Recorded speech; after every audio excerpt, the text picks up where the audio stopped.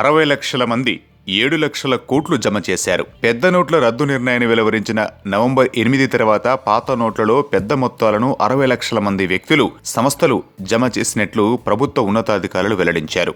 ఈ మొత్తం 7 లక్షల కోట్లని, ఇది ఆశ్చర్యకరమైన మొత్తమని పేర్కొన్నారు.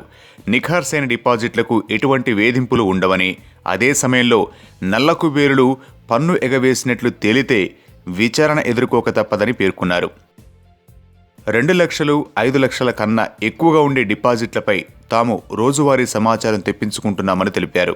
ప్రతి వ్యక్తికి సంబంధించి ఈ సమాచారాన్ని గత సమాచారంతో పోల్చి చూసుకుంటున్నామన్నారు. 2 లక్షల కన్నా ఎక్కువగా జమ అయిన మొత్తాలను చూస్తే మా వద్ద 60 లక్షల మంది వ్యక్తులు, సంస్థల సమాచారం మా వద్ద ఉంది.